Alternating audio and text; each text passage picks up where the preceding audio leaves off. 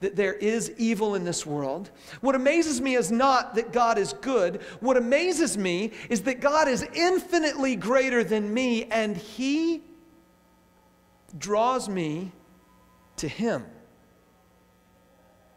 Infinitely greater than me, and He draws me to Him.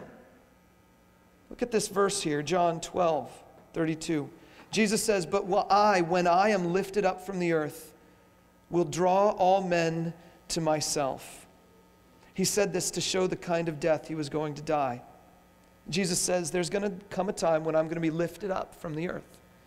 And in Jesus' day, being lifted up was a phrase used to reference those people hanging on a cross. They were lifted up, hanging on a cross. And He said, when I am lifted up, I will draw people to me. See, the ultimate answer to all this is that God answers evil with His own good through Jesus Himself. You wonder, is God good? Well, He punished all evil on the cross by taking a fully innocent, sinless vessel, the vessel of the body of Jesus Himself, and placing upon it the guilt and stain of sin from the entire world, filling the infinite vessel with all sin, nailing it to the cross. God punished all evil at that moment. Is God strong enough? 3 days later, Jesus' body was raised back to life. His Spirit re-infused that body, and all the sin and the suffering and the evil stayed in the grave while He walked out. Is He strong enough? Does He know? Jesus came so that He could invite all people to Himself.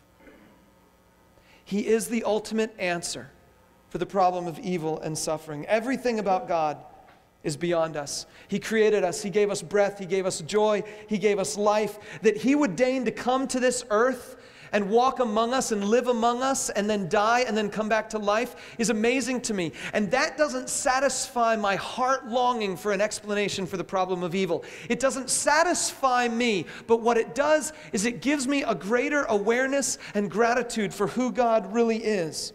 I wrote this down here. It's that without jealousy, anger, suffering, and death, there would be no cross. There would be no forgiveness, no future, and I would miss out on the most infinitely valuable good. Through Jesus, God proves Himself good, strong, and caring, and that's why we trust Him. Can God understand where you're coming from? Can He understand where I'm coming from? I've got a little video clip that I want to show you as I prepare to answer some of your questions. If you had some questions, let me encourage you again to text them into Jesus99 or to email them to questions@LafayetteCC.org if you have a device that can do that kind of thing. But I want to show you this video, and while you're watching it, think about the fact that God understands every place that you have been because He has walked this earth just as well. Go ahead and show it, guys.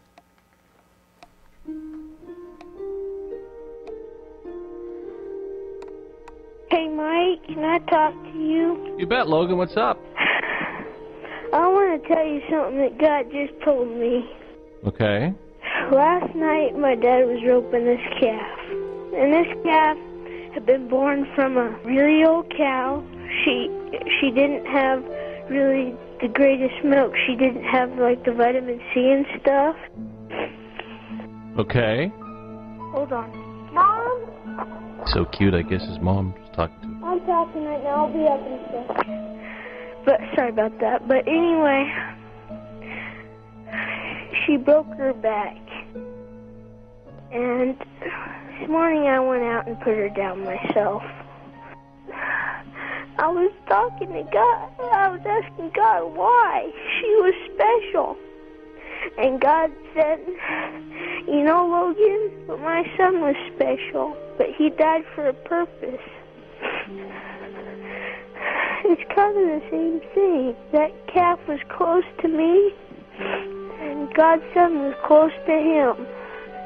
Logan, you're so right. It's true. Think you're gonna be okay? Yeah, I'll be fine. but I wanted to tell you guys that that is so important. Just remember, when you lose a loved one or a pet, always remember that God gave His Son too, and He understands. He will always understand. He will always. Just run to Him. Logan, you're wiser than you know, buddy. Oh, sometimes I don't think I'm wise. Trust me, I've done a lot of stupid stuff, but I've learned from it.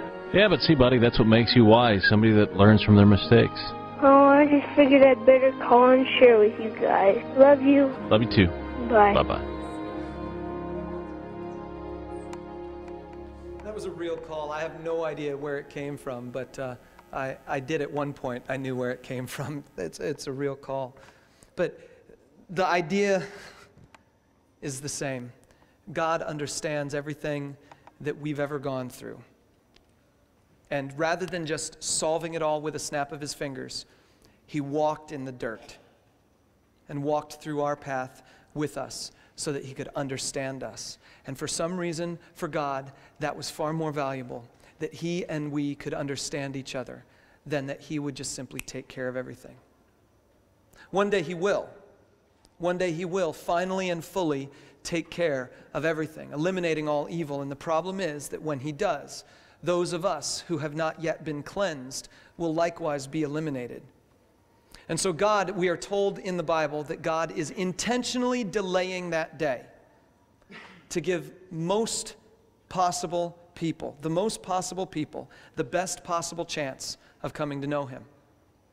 We have a couple questions here. One person just made a comment, and I wanted to mention it to you. This person said that I believe there's pain and suffering in the world to prevent us from being like spoiled little children, so that we would better be able to appreciate the good things in this world. I thought that may very well be true. I'm not exactly sure if that's necessarily biblical or not, but it may very well be true. This other person asked a question, since the tree in Eden, are we then God's test subjects? As if God is playing some type of game with us, I assume. I would say no.